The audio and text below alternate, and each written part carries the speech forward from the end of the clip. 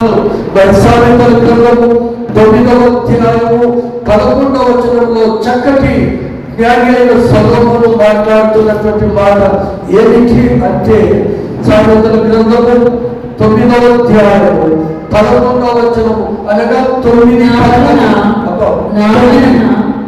వచనం కెలిచారు. జ్ఞానం గల వారికి జ్ఞానం కలిగిన వారు ఉపదేశం చేయగా వాడు మరింత జ్ఞానం కలిగిన వారు. ప్రియమైన దేవుని సంగమా, ఈ రోజు పరిస్థితుల్లో పాల్గొన్నటువంటి రక్త సంబంధికులు కానీ, బంధువులు కానీ, స్నేహితులు కానీ, మన పిల్లల యొక్క పెంపకంలో నీవు నేను చేసే ఆలోచన జ్ఞానం కలిగిన వాడు బోధింపగా వాడు మరింత జ్ఞానం పొందుకుంటాడు. నీతి గలవానికి బోధ చేయగా వాడు జ్ఞానాభివృద్ధి మాటల యొక్క అర్థం ఆలోచన చేయమని మనవించారు. ఎవరి స్నేహం పడితే పిల్లలు మంచి వారి స్నేహం చేస్తే మంచి అలవాట్లు చూసుకుంటాడు.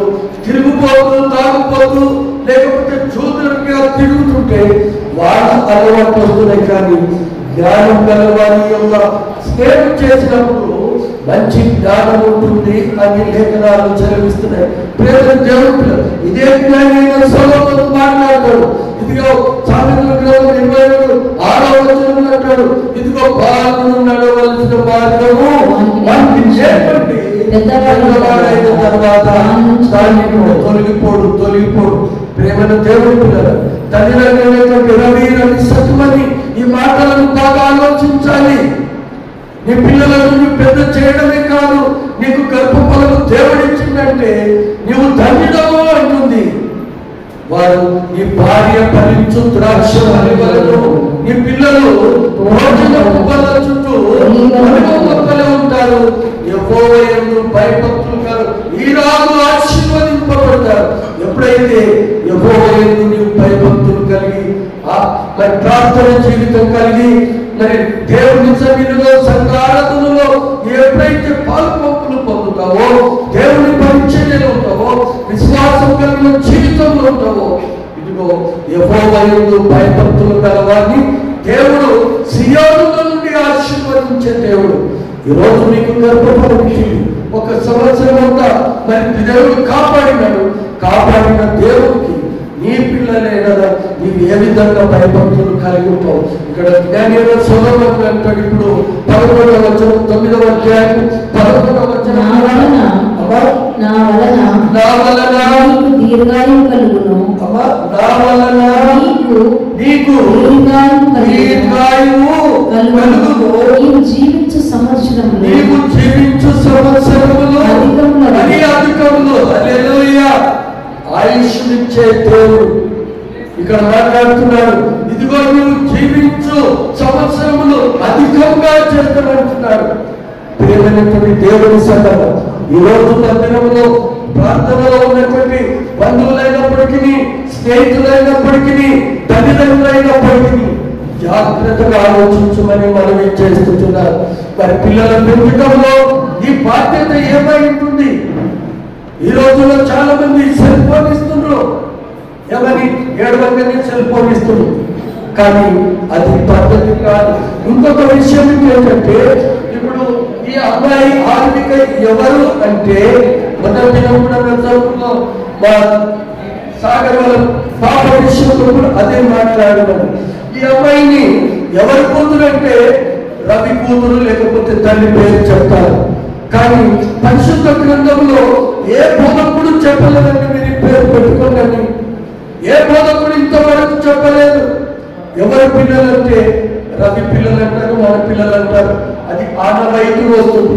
కానీ పరిశుద్ధాత్మ దేవుడు మాట్లాడుతున్నారు. ఇంతవరకు మీరు కూడా వినటువంటి మాటలు నేను ఇప్పుడు మీకు తెలియజేయాలని ఆశపడుతున్నాను. కనిపించాను. మార్పు వార్త 14వ అధ్యాయం 60, 61, 62 వచనాలలో మార్పు వారు రాస్తున్నటువంటి మాటలు ఏమిటంటే దేవుని విషయంలో మార్పు వార్త 14వ అధ్యాయము 60, 61, 62 వచనాలు పరిశీలన చేస్తే ప్రధాన యాజకుడు వారి మధ్యను లేచి ప్రధాన యాజకుడు మన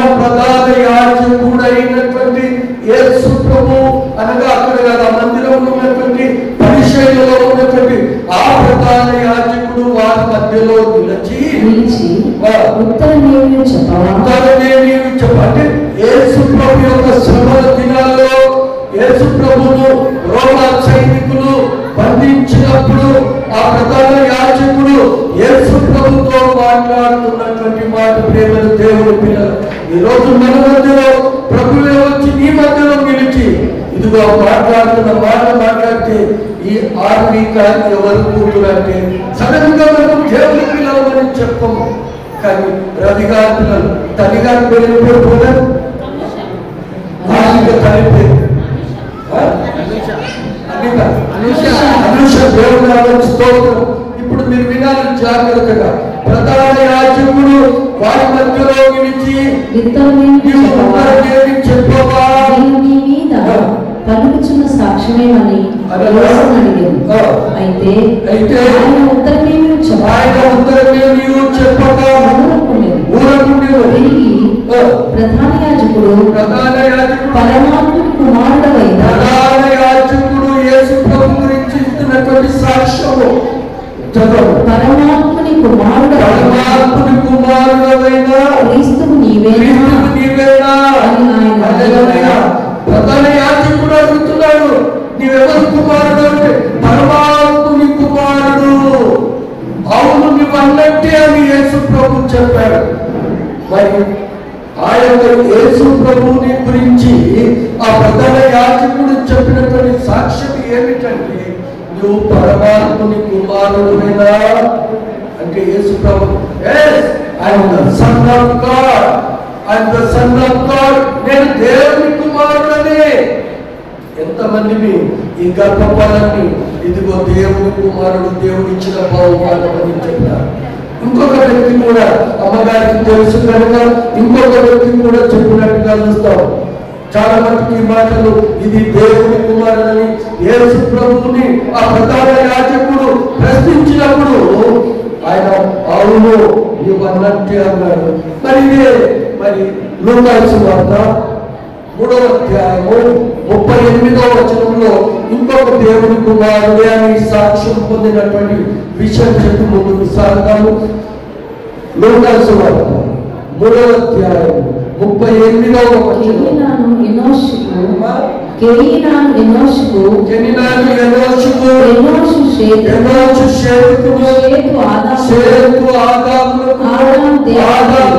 ఏంటంటే ఆదాము దేవుని కుమారుడు. హల్లెలూయా. ఎవరు చెప్తారండి ఈ రోజు ఈ పాప దేవుని కుమార్తె అని సాక్ష్యం ఇచ్చే స్థితిలో ఉంటున్నామా? ఎవరికి చెప్తాం? ఈరోజు మన స్వార్థం గురించి మనం మాట్లాడుతున్నాం. కానీ పరిశుద్ధాత్మ దేవుడు ఆదాము దేవుని కుమారుడు అయినప్పుడు నువ్వు నేను ఎవరము దేవుని పిల్లలు అంటారా? ఎక్కడున్నాయి గారు దేవుని పిల్లలు అంటారా? ఒకసారి పత్రికల పాపం యోహాను సువార్త కాకుండా యోహాను పత్రిక 3వ అధ్యాయము 1వ వచనంలో అక్కడ అపోస్తలుడు అయినటువంటి యోహాను రాస్తున్నటువంటి మాట ఏమిటి అంటే ఒకసారి ఆలోచన చేస్తే 1వ వచనం మనము దేవుని పిల్లలమని ఏంటంట మనము దేవుని పిల్లలమని. మరి మనం ఏం చెప్పుకుంటున్నామండి? ఈరోజు ఏం చెప్పుకుంటున్నాం? ఇదిగో అనుష కూతురు, రవి కూతురు కావచ్చు ఈ లోక రీతిగా. కానీ మీకు గర్భఫలమిచ్చు యెహోవా బహుమానమని, ఇదిగో యెహోవా కుమారులు యెహోవా ఇచ్చు స్వాస్థ్యమని, ఇదిగో యవనములో పుట్టిన పిల్లలు పాదముల వంటి వారని, యెహోవా యందు భయభక్తులు కలిగిన వాడు ఇదిగో ఇలాగూ ఆశీర్వదింపబడతాడు. తన కష్టార్జితం చేత దీవిస్తాడు. తన భార్య ఇదిగో ఫలించు ద్రాక్షవల్లి, నువ్వు ఫలించాలని దేవుడు ఆశపడ్డాడు. దేవుడు నిన్ను ఫలింప చేసినాడు. ఈ నా కూతురు దేవుని కూతురు అని నీవు సాక్ష్యం చేతిలో ఉంటున్నావా? ప్రేమల దేవుని సంఘం జాగ్రత్తగా ఆలోచించండి. దేవుని వాక్యము ఆశ్చర్యించి కాదు. నీ మందిరంలో ఆరాధన పెట్టుకున్నావంటే ఆ చిన్న కుమార్తెను భయభక్తులు పెంచే బాధ్యత నీకు మన సంఘానికి అందరికీ ఉంటుంది. ఆ మాట నువ్వెప్పుడు మర్చిపోకూడదు. ప్రేమైనటువంటి దేవుని సేవలో ఈరోజు నీ బాధ్యతను నీవు ఎక్కడానికి ఇదిగో అంటాడు జ్ఞానైన సొలొమోను, బాలుడు నడవలసిన మార్గము నేర్పిస్తున్నావా? ఏం నేర్పిస్తున్నావు? ఒక ఒకసారి ద్వితీయోపదేశకాండం చెప్తూ ముగించుకుందాం. 6వ అధ్యాయం 4వ వచనంకి వెళ్ళి మరి మోషే గారు పంచఖండాలలో రాసినటువంటి ద్వితీయోపదేశకాండంలో మరి మాట్లాడుతున్నమాట. 6వ అధ్యాయము 4వ వచనం నుంచి చూస్తే ఆ మాటలు జాగ్రత్తగా ఆలోచిస్తే, ఇశ్రాయేలు వినుము, మన ఇశ్రాయేలు అనగా ఆ రోజు యాకోబుకు పెట్టినటువంటి పేరు ఇశ్రాయేలు. నీవు యాకోబు అనగా మోసగాడు. ఇప్పుడు నీవు మోసగాడు కాదు, నీవు దేవుని జనమైనటువంటి ఇదిగో ఇశ్రాయేలు జనాంగానికి పేరు పెట్టేటువంటి ఇశ్రాయేలు దేవుని ప్రజలు అని నామకరణం చేసినాడు. ఈరోజు మన పరిస్థితి, మన పిల్లల పరిస్థితి, మన కుటుంబాల పరిస్థితి ఏమై ఉంటుంది? ఇదిగో ఇశ్రాయేలు వినుము, నీ దేవుడైన యెహోవా అద్వితీయ దేవుడు, అద్వితీయుడనగా ప్రథముడు, ఆది అంతములు లేనటువంటి దేవుడు. మన దేవుడు అద్వితీయ దేవుడు. నేను తప్ప వేరొక దేవుడు నీకు ఉండకూడదు అని వాగ్దానం చేసిన దేవుడు. ఈ యొక్క సాయంకాల సమయంలో ఈ న్యూ లైఫ్ కల్వరీ సంఘంలో ఆరాధన పెట్టుకున్నావంటే నువ్వు ఆధ్యాత్మికమైనటువంటి స్థితిలో నడిపించబడుతున్నావా? ఇక్కడ అంటున్నాడు, ఇదిగో నీ దేవుడైన యెహోవా అద్వితీయుడైన దేవుడు అని మాట్లాడుతూ నీ పూర్ణ హృదయముతోను, నీ పూర్ణ ఆత్మతోను, నీ పూర్ణ వివేకముతోను నీ దేవుడైన యెహోవాను ప్రేమించవలెను. నువ్వు ప్రేమించేవాడి అయితే నీ పిల్లలు కూడా దేవుని వెంబడిస్తారు. నువ్వు దేవుని ప్రేమించే దానమైతే నీ పిల్లలు కూడా దేవుని యొక్క క్రమశిక్షణలో పెరుగుతారు. అందుకంటాడు, ఇదిగో అతడు నన్ను ప్రేమిస్తున్నాడు కనుక నేను అతను చదివించను, అతడు నా నామం ఎరిగిన వాడు కనుక అతని నేను జనపరించదను, అతడు నాకు మొరపెట్టగా నేను అతనికి ఉత్తరించదను, అతని శ్రమలో ఉండి నేను అతనికి తొలగించదను, నా రక్షణ అతనికి కలుగ చేసేదను దీర్ఘాయువు చేత. హల్లెలూయా. ఇక్కడ నుంచి 14 నుంచి 16 వచనం వరకు నోటికి చెప్పేశారు. ఇదిగో నా రక్షణ అతనికి. ఈరోజు ఆత్మీయులకు రక్షణ కావాలంటే ప్రియమైన దేవుని సంగమా, ఇదిగో నీ దేవుడైనా దేవుడు అద్వితీయ దేవుడు. నీ పూర్ణ హృదయంతోను, నీ పూర్ణ ఆత్మతోను, నీ పూర్ణ వివేకంతోను నీ దేవుడైన యెహోవాను సేవింపవలెను అని చెబుతూ చదవండి సిస్టర్. ఇక్కడ నేను ప్రియమైన దేవుని పిల్లలు జాగ్రత్తగా ఆలోచించండి. ఈ మందిరంలో కూర్చొని అమ్మాయి చేయడో అబ్బాయి ఎక్కడో కాదు, కానీ నేను నీకు ఆజ్ఞాపించిన మాటలు ఎక్కడ ఉండాలండి? మన మాటలు ఈ చెవులో వినాలి, ఈ చెవులకు వెళ్ళిపించాలి. పేరు మాత్రమే క్రైస్తవులం, ఆచార రీతిగా క్రైస్తవులం. అందుకని మత్తయి సువార్త 15 ఇదిగో మీ హృదయము నాకు దూరంగా ఉన్నాయి, మీరు పెదవులతో నన్ను ఆరాధించేవారు అంటుంది. మరి దేని చేత మనం ఇక్కడ నీ పూర్ణ హృదయంతో అంటున్నాడు, పూర్ణ వివేకంతో నీ దేవుడైన యెహోవాను ప్రేమింపవలెను. అందుకనే దావీదు గానం చేశాడు, నా ప్రాణమా యెహోవాను సన్నుతించుము, నా అంతరంగమున సమస్తమా ఆయన పరిశుద్ధ నామమును సన్నుతించుము, యెహోవా నామమును సన్నుతించుము. ఆయన చేసిన ఉపకారములో దేనిని కూడా మరవకూడదు. హల్లెలూయా, హల్లెలూయా. అందరూ ముచ్చట్లాడుతున్నా చూస్తున్నాను.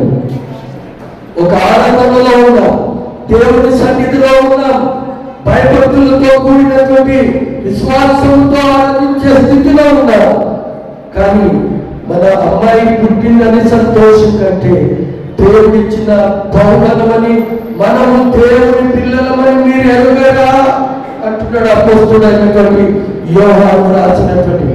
ఈరోజు ప్రియమైన దేవుని పిల్లలరా, నీ నామకరణము నువ్వేం చేసినప్పటికీ, ఇదిగో ఆ దేవుని నామంలో నువ్వు పేరు పెట్టినప్పటికీ ఏ పేరు పెట్టారో తెలియదు. కానీ ఈరోజు జన్మదినాన్ని బట్టి దేవుడు దీర్ఘాయువు ఇవ్వాలంటే సుఖజీవంతో గడుపు సంవత్సరాలు, మరి మంచి వివేకం కలిగినటువంటి హృదయం ఇవ్వాలంటే తల్లిదండ్రి యొక్క బాధ్యతను నేను నీకు ఆజ్ఞాపించు ఆజ్ఞలు ఎక్కడ ఉన్నారంట? నీ హృదయం అనే పలక మీద రాసుకోవాలంట. హల్లెలూయా. దేవుడు నామమునకు స్తోత్రం కలుగును గాక. ఈరోజు వాక్యం వింటున్నటువంటి నా ప్రియమైనటువంటి దేవుని పిల్లలారా, ఈ మాటలను జాగ్రత్తగా తల్లిదండ్రి, చిన్న కుమార్తె చిన్న బిడ్డ తన తెలియని కనుక హెచ్చరికలు చేయడానికి కాదు, తల్లిదండ్రులైనటువంటి అనుషకు రవికి మరి వాళ్ళు జాగ్రత్త వినాలి. ఎక్కడ తిరుగుతున్నారో అర్థమైతే దేవుడి మందిరంలో బిడ్డను పెట్టుకొని ఇక్కడనే కూర్చోవాలి. ఎక్కడో హోటల్కు పోయినామో లేకపోతే వచ్చే బంధువులను ఎదుర్కొంటున్నారు కాదు, వాక్యము ముగించేంత వరకు ఇక్కడనే ఉండాలి. అది ఒక పద్ధతి, క్రమశిక్షణ. ఇక్కడ అంటున్నాడు ఈ యొక్క ఆజ్ఞలన్నీ కూడా ఎక్కడ ఉండాలంట? తల్లి తండ్రి అయినటువంటి వారి హృదయంలో ఉండాలి. ఎవరి హృదయంలో ఉంటుంది వాక్యము? ఎవరి హృదయంలో ఉంటుంది? అయిపోయింది. నీ దేవుడైన యెహోవా ద్వితీయ దేవుడు, నీ పూర్ణ వివేకంతోను పూర్ణ మనసుతోను పూర్ణ ఇట్కొని నీవు నీ దేవుడైన యెహోవాను సేవించినప్పుడు, దేవుని ఆరాధించినప్పుడు, దేవుని ప్రేమించినప్పుడు ఈ మాటలన్నీ కూడా పరిశుద్ధాత్మ దేవుడు నీ హృదయంగా రాస్తాడు. సేవకుల ద్వారా మాట్లాడిన ప్రతి మాట కూడా పొందుకోకుండా నీ హృదయంలో నువ్వు పదిలపరుచుకుంటే అప్పుడు అంటాడు, ఇంకా నీ హృదయంలో వాటిని రాసుకోను. తీసేసారా? నీవు నీ కుమారులకు హల్లెలూయా, నీవు నీ కుమారులకు వాటిని ఏం చెప్పాలంట? వినకపోరా. మేము చేసుకున్న ప్రార్థన మీరు బయట ఆడుకోవాలి, కుటుంబాలు గోకోదాలు ఆరాధన జరుగుతుంటే, గురువారం కుటుంబ ఆరాధన జరుగుతుంటే ఇదిగో తల్లిదండ్రి ఆరాధన చేస్తుంటారు, పిల్లలు బయట ఆడుతుంటారు. తల్లిదండ్రి ప్రార్థన చేస్తుంటే పిల్లలు ఇష్టానుసారంగా బయట పోతుంటారు. అదే నా కుటుంబ ఆరాధన అంటే. మీ పిల్లలకు నువ్వు అభ్యసింప చేయాలి. జ్ఞానైన సొలొమోను ఇదిగో బాలుడు నడవలసిన మార్గము నేర్పించు. అయితే ఇది తప్పు, ఇది కరెక్ట్, ఇది సత్యమని నీవు ఎప్పుడైతే పిల్లలకు తెలియజేస్తావో అప్పుడు పిల్లలు కూడా సరైనటువంటి మార్గంలో నడిచే అవకాశం ఉంటుంది. కనుక మరి ఈరోజు మరి హార్మిక విషయంలో అనుష రవి ఏ విధంగా వాళ్ళు నిర్ణయం తీసుకుంటున్నారు? మీరు తీసుకుపోయే నిర్ణయము దేవుని అంగీకరించుకుందా? అదే సొలొమోను ప్రార్థన చేసినప్పుడు చాలా చక్కగా ప్రార్థన చేసినాడు. దావీదు నా కాలము నా గుడారము ముగించి లోకులు పోవలసినటువంటి మార్గంలో నేను వెలుస్తున్నాను పోవచ్చున్నాను కనుక ఇదిగో నీ దేవుడైన యెహోవా నీకు ఆజ్ఞాపించిన మాటలను జాగ్రత్తగా అనుసరిస్తే నేను దేవుడు నడిపించినప్పుడు సొలొమోను ప్రార్థన చేసిన ప్రార్థన ఎవరికి ఏమైందంట? సొలొమోను దేవునికి ఇష్టం. దేవుడికి ఎట్లా అయిందంట? అయిపోయింది. హల్లెలూయా. సొలొమోను చేసిన ప్రార్థన దేవునికి అనుకూలమైందంట. ఈరోజు అనుష రవి చేసినటువంటి ప్రార్థన, నా బిడ్డను కాపాడు, నా బిడ్డకు బుద్ధి జ్ఞానములు సర్వ సంపదలన్నీ కూడా నీ యందు గుప్తమైన దేవా, యెహోవా యందు భయభక్తులు కలిగి ఉంటా. జ్ఞానమునకు మూలమని లేఖనాలు చదివిస్తున్నాయి. జ్ఞానమిచ్చే దేవుడు ఇదిగో వెంటిని వెతికినట్లు దాచబడిన ధనము వెతికిన ఏడల మీకు ఈ జ్ఞానంతో దొరుకుతుందని జ్ఞానైన సొలొమోను మాట్లాడుతుంటే ఈరోజు జన్మదినం జరుపుతున్నటువంటి ఆ చిన్న కూతురు విషయంలో తల్లిదండ్రి యొక్క బాధ్యత ఏంటంట? నీవు వాటినన్నింటిని కూడా తల్లిదండ్రులని బిడ్డలు ఏం చేయాలంట? అభ్యసింప చేయాలి. ఏ తల్లిదండ్రులు అభ్యసింప చేస్తారండి? చాలా ప్రారంభంగా పెంచుకుంటామండి. అయ్యో నా కూతురు కొట్టుతుంది, అయ్యో నా కూతురు ఏం చేసిన పర్వాలేదు అంతే. ఇదే జ్ఞానం చదవమన్నాడు, తండ్రి గద్దించు కుమారుడు గద్దించకపోతే వాడు జ్ఞానవంతుడు కాదంట. నువ్వు గద్దించే కుమారుడు నువ్వు గద్దించకపోతే విధవలుగా తయారైపోయే ప్రమాదం. ఇంకో మాట నీ హృదయంలో అవన్నీ రాసుకోము అన్న తర్వాత మూడో మాట నీ ఇంట కూర్చున్నప్పుడు ద్రోవను నడిచినప్పుడు పండుకున్నప్పుడు లేచినప్పుడు మాట్లాడాలి తల్లిదండ్రి. అయ్యో నా పిల్లలని నేను ఇంజనీరింగ్ చేపిస్తాను, నా కొడుకును డాక్టర్ని చేస్తాను, నా కొడుకును మేధావిని చేస్తాను కాదు. ఇదిగో అందుకే జ్ఞానియైన సొలొమోను 4:7 సామెతలు అంటాడు, ఇదిగో నీ సంపదనంతా ఇచ్చి ఎవరు జ్ఞానియైన సొలొమోను సామెతల గ్రంథం మీరు చెప్పకపోతే నేను 4వ అధ్యాయం 7వ వచనంలో అంటాడు, ఇదిగో నీ సంపదనంతా ఇచ్చి బుద్ధి సంపాదించుకో. జ్ఞానం కాదు, ఏం సంపాదించుకోవాలి? బుద్ధిని సంపాదించుకోవాలంట. నీ సంపదనంతా ఇచ్చి. అందుకనే పౌలు అంటాడు, ఇదిగో బ్రతుకుంటానికి ఈరోజు ఆ తీర్మానం చేసుకోవాలన్నమాట. మన పిల్లలను తల్లిదండ్రులకు ఈ తీర్మానం చేసుకోవాలి. నువ్వు పండుకున్నప్పుడు, లేచినప్పుడు, త్రోవ నడుచున్నప్పుడు, ఉదయం ఎప్పుడు లేచినప్పుడు ఏమిటి గురించి మాట్లాడాలంట? దేవుడు. హల్లెలూయా. దేవుడు స్తోత్రం. కంఠస్థ వాక్యాలు నేర్పాలి, దేవుని యొక్క ప్రార్థన నేర్పాలి, విశ్వాసంలో పెంచాలి. అదే కదా మోషే మాట్లాడుతున్నటువంటి మాట. ఇక్కడ ఈ యొక్క మనం చదువుకున్నటువంటి కీర్తన గ్రంథంలో 28వ అధ్యాయంలో అంటాడు, నీవు తండ్రిడవు, నీకు మేలు కలుగును. ఎప్పుడు తండ్రిడవు? యెహోవా యందు భయభక్తులు కలిగి ఉన్నప్పుడు నీవు తండ్రిడవు. యెహోవా ప్రార్థన జీవితం కలిగినప్పుడు నీవు తండ్రిడవు. ప్రేమల దేవుని పిల్లలారా, నీవు పండుకున్న, లేచిన, కూర్చున్న, త్రోవన వెళ్ళినప్పుడు పిల్లలకి ఏం చేయాలంటే వాటిని నేర్పాలి. పిల్లలు చిన్నవాళ్ళు కనుక వాళ్ళకి నేర్పుకోతే నువ్వు చదువు నేర్చుకో పిల్లలకి రెండవ, అది సెకండరీ థింగ్. ఈ పిల్లలకు జ్ఞానం నేర్పేది రెండవది. మొదటిది దేవుని యందు భయభక్తుల్లో పెంచాలి. అందుకనే సొలొమోను అంటాడు, ఇదిగో దేవుడు మందిరంలో వెళ్ళినప్పుడు నీ ప్రవర్తన జాగ్రత్తగా రవి ఇక్కడ కూర్చోదు బాబు, నీ బయట తిరగకూడదు. నీ హెచ్చరికలను చేసిన అనుచరులు నీ వినలేదు. నీ పిల్లలకు సంవత్సరం అయింది, నీ పిల్లలు పెంచాలంటే ఏం చేయలేదు?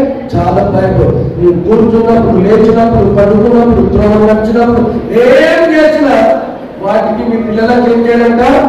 అభ్యసింపచేసి వాటిని ఎక్కడ వాటికి ఏం చేయాలంటే ఎక్కడ వార్షికం వల్లే వాటిని ధరింపచేయాలంట. హల్లెలూయా. దేవుని నామానికి స్తోత్రం. అందుకని ఆయన చేసిన ఉపకారాలను దేవుని మరొకడు ఒకే మీరు మరొకడు మీకు గర్భఫలం ఇచ్చాడు. దేవుడు ఇచ్చినప్పుడు మీరు మరొకడు దేవుని మందిరంలో దేవుని స్తుతించి ఆ ఇచ్చిన గర్భఫలం ఆశీర్వదింపబడవాలని ప్రార్థన పెట్టుకున్నాడు. సంతోషం. కానీ పెంచే బాధ్యత మరి ఇట్లా ఎవరైనా చెప్పారా? ఎవరైనా చెప్పారా? అన్న ఏం చేసింది? అన్న దేవాలయంలోకి పాలు విడిచిన తర్వాతనే ఇదిగో ప్రభు చెంతకు శిలోహ మందిరంలో తెచ్చి వదిలిపెట్టింది. అది చాలు. అది బ్రతుకుబడి అంటే ఏడ్చింది, దుఃఖించింది. అక్కడ ఎవరైతే ఏది ఉన్నప్పుడు ప్రార్థన యాజకుడుగా ఏది ప్రార్థన చేసినప్పుడు ఆమె కన్నీరు కాడుతుంటే ఈమె మత్తురాలు అనుకున్నాడు. కానీ కాదయ్యా, నేను మత్తురాలు కాదయ్యా, ఇదిగో నాకు గర్భఫలం కావాలని దేవుని సన్నిధిలో కన్నీరు కాడుతున్నాడు. మరి అనుషమ ప్రార్థించిందో లేదో మాకైతే తెలియదు. కానీ చూచుచున్న దేవుడు మిమ్మల్ని చూసి గర్భఫలాన్ని ఇచ్చాడు. ఇచ్చిన గర్భఫలాన్ని దేవుని సన్నిధిలో, దేవుని ప్రేమలో, ప్రార్థన జీవితంలో పెంచే బాధ్యత తల్లిదండ్రులకు ఉండాలేదా? చివరిగా చెప్పుకొని ముగించుకున్నాం. అదే మరి దావీదు రాసినటువంటి కీర్తనకారుడు 78 మొదటి నుంచి 5 వచనాల పాటు చదువుకొని ముగించుకుందాం. సమయం కరెక్ట్ 9 అయిపోయింది కనుక ముగించుకుందాం. 78వ కీర్తన మొదటి నుంచి 5వ వచనం. నా జనులారా బోధకు చెవియొగ్గుడి, నా బోధకు చెవియొగ్గుడి, నా నోటి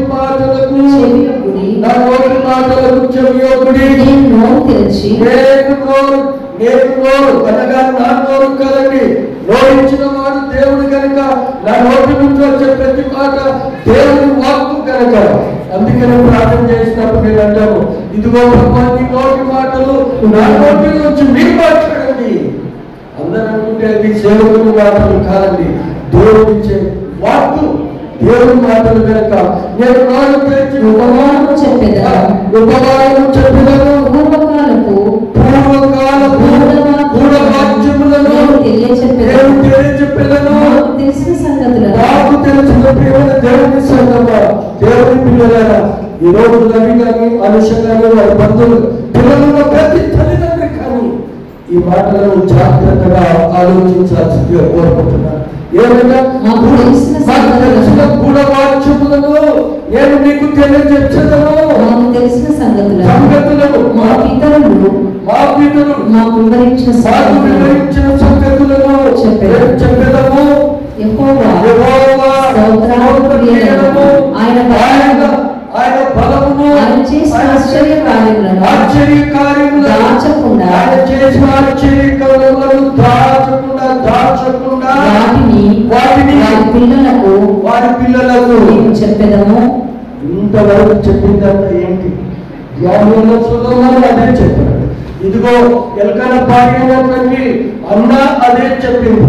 దేవుని మందిరంలో ఇదిగో ఆ పాలు విడిచిన ఆ చిన్న బాలుడైన సమూయేలుని ఏలి దగ్గర శిలోహు మందిరంలో వదిలిపెట్టింది. నన్ను పిల్లలు పెరుగుతుంటే, మన పిల్లలు పరిశుద్ధ ఆదివారం వస్తుంటే మన పిల్లలకి ఎక్కడ ఉంటున్నారు? ప్రేమ దేవుని పిల్లలు ఇదిగో అంటున్నారు, నా కుమారుడా నా ఉపదేశము మరువకుము, నా ఆజ్ఞలను హృదయపూర్వకంగా గైకొనుము. సుఖజీవంతో గడుపు సంవత్సరములను దయాకిరీటమును నీకు అనుగ్రహిస్తాను వాగ్దానం చేసిన దేవుడు. ఈ రాత్రికాల సమయంలో ఇక్కడ యెహోవా స్తోత్ర క్రియలను, ఆయన బలముతో ఆయన చేసిన ఆశ్చర్య క్రియలను దాచకుండా వాటిని వారి పిల్లలకు మేము చెప్తాము. ఈరోజు పరిశుద్ధాత్మ దేవుడు రవితోనూ అనుషతోనూ మాట్లాడుతున్నాడు. మీ పిల్లలకు మీరు విన్న వాక్యం, మీ విశ్వాసంలో ఎదిగి మీరు దేవుడిని ఏ విధంగా గ్రహించదో, యేసు ప్రభు లోక రక్షకుడని నీ నోట్లను ఒప్పుకొని నమ్మి బాప్తిసం పొందిన నీవు నీ పిల్లలతో ఇచ్చే స్థితిలో కూడా అదే పద్ధతిని అనుసరించాలి. ఇక్కడ ఇంకొక మాట చదువుకొని ముగించుకున్నాం. రాగల తరములలో అక్కడ చక్కని మాట, పుట్టబోవు పిల్లలు రాగల తరములలో పుట్టబోవు పిల్లలు దానిని ఎరుగునట్లును వారు లేచి తమ పిల్లలకు దానిని వివరించినట్లును తమ పిల్లలకు ఇదో మనమేమో మేము లేచి మా పిల్లలకు మేము దేవుని యొక్క మాటలే నేర్పిస్తాము అని వాగ్దానం చేస్తున్నారు. ఎందుకంటే ఆ వాగ్దానానికి కట్టుబడి ఉండాలి కనుక, దేవుని మీద నమ్మకం లేదు కనుక మనము మనపై ఆధారపడుతున్నాము. ఈరోజు జన్మదినం జరుపుకున్నటువంటి చిన్న కుమార్తె హార్దికలో మరి దేవుడు ఇచ్చిన గర్భఫలము కనుక ఇదిగో ఆయనపై భక్తులు పెంచే స్థితిలో ఉంటున్నాము. 22వ కీర్తన చూస్తే చక్కటి చివరి మాట చెప్పుకొని ముగించుకున్నాం. అమ్మగారు చదవండి. 128 కోరుతున్నారు. చివరి మాట ఏంటంటే, యెహోవా యందు భయభక్తులు కలవాడు ఇలాగూ ఆశీర్వదింపబడు. ఎలాగూ నీ భార్య ఫలించు ద్రాక్షవల్లి. అందుకనే అపోస్తుడైనటువంటి యోహాను 15వ అధ్యాయంలో ఏం చెప్తాడు? ఏం రాస్తాడు? ద్రాక్షవల్లిని నేను నా తండ్రి వ్యవసాయకుడు, నా లోపల ఫలింపని ప్రతి తీగను ఆయన తీసి. ఈరోజు అనుష రవి ఇదిగో దేవుడు ఆయన వాగ్దానం చేసిన దేవుడు అదే చెప్పాడు. ఏం చెప్పాడు? ఆదికాండం 1:28వ వచనంలో మీరు ఫలించి విస్తరించి భూమిని మీరు ఆశీర్వదింపబడిన కుటుంబం కావాలంటే ఈ రోజు నుంచే కనీసం భయభక్తులతో మీరు విశ్వాసంలో ప్రార్థన జీవితం కట్టుబడి మీ పిల్లలు కూడా ప్రార్థన జీవితంలో నడిపించాలి. దేవుడి కృప నీకు దయచేయగా ప్రార్థించుకుందాం. పరిశుద్ధుడైనటువంటి మా పరలోకపు తండ్రి, ప్రేమగల ప్రభువా, మహోన్నతుడా,